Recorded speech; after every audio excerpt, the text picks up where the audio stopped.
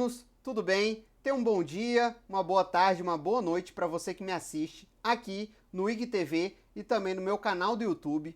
Agora estamos começando a aula 2 do nosso estudo de casos sobre súmulas do STJ e STF, primeiramente em matéria de direito processual penal e direito penal, tá bom?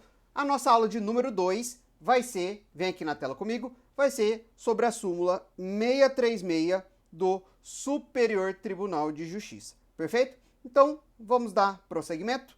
Vamos lá, pessoal. Imagine a seguinte situação hipotética. O Ministério Público oferece denúncia em desfavor de Mévio. Após regular trâmite processual, em alegações finais, a acusação requer a condenação do acusado nos termos da denúncia, especialmente devendo considerar na sentença a reincidência. Então, olha o pedido.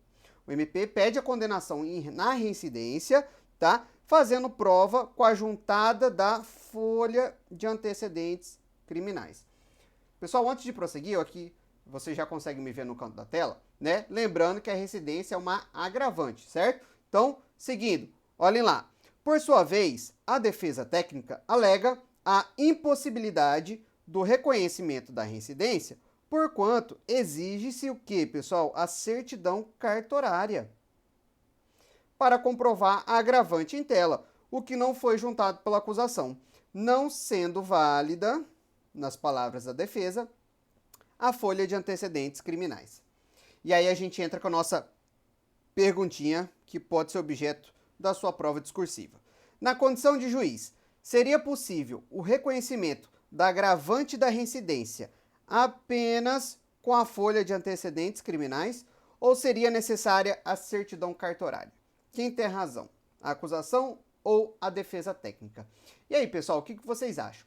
Na prática, a gente via muito esse tipo de questionamento e, obviamente, por isso foi necessária a edição da súmula 636, tá bom? Então, o próprio juiz, ou às vezes o Ministério Público, juntava no processo as folhas de antecedentes criminais e o juiz reconhecia. No nosso caso aqui foi, né, a agravante da reincidência, mas às vezes não era caso de reincidência, né?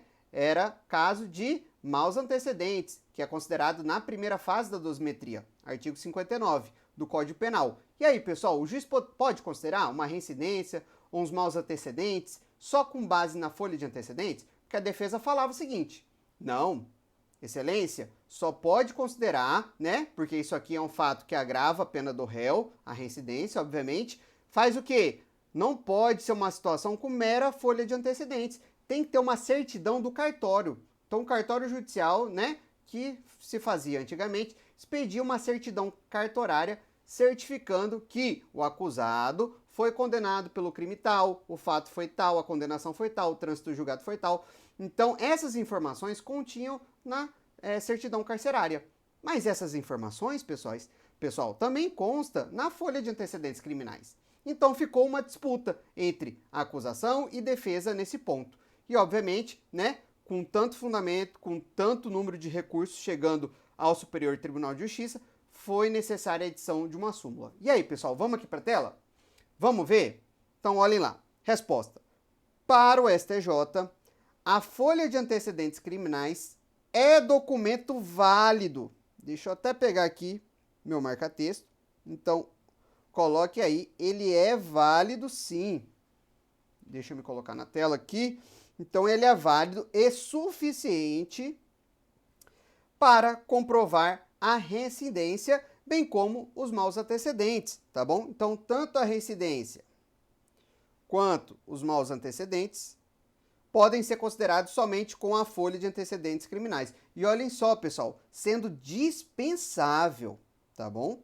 Nas palavras do Superior Tribunal de Justiça, a certidão é dispensável, sendo dispensável a certidão cartorária, uma vez que, aí é importante, né? Porque na sua prova discursiva você tem que fundamentar o porquê. Não é porque sim, porque o STJ quer. Por quê, pessoal? Porque, né, a folha de antecedentes criminais, olha aqui, possui fé pública e valor probante, tá bom? Eu trago aqui um julgado para vocês do STJ, sexta turma, o HC 272899, da relatoria do ministro Rogério, tá? Julgado dia 18 de setembro de 2014. Pessoal, então vamos ver? Justamente é o que diz a nossa súmula. Então, passando aqui para frente. Então, aliás, essa é a redação do verbete sumular 636. Olha o que diz a súmula. A folha de antecedentes criminais é documento suficiente, tá? Suficiente a comprovar os maus antecedentes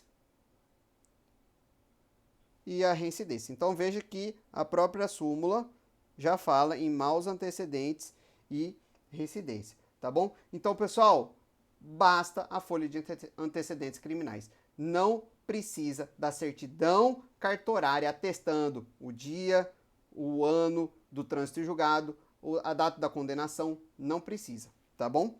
E aqui, voltando, pessoal, para o nosso caso, como eu sempre gosto de trazer para vocês, aqui eu trago para vocês os precedentes originários. Vocês sabem que toda súmula, ela parte de um julgamento reiterado num sentido. Então, a gente precisa de precedentes originários. Então, olha só, aqui nosso primeiro. Considerando a reiterada jurisprudência dessa corte, a ausência de certidão cartorária não impede o reconhecimento dos maus antecedentes, o que pode ser legitimamente feito com base na folha de antecedentes.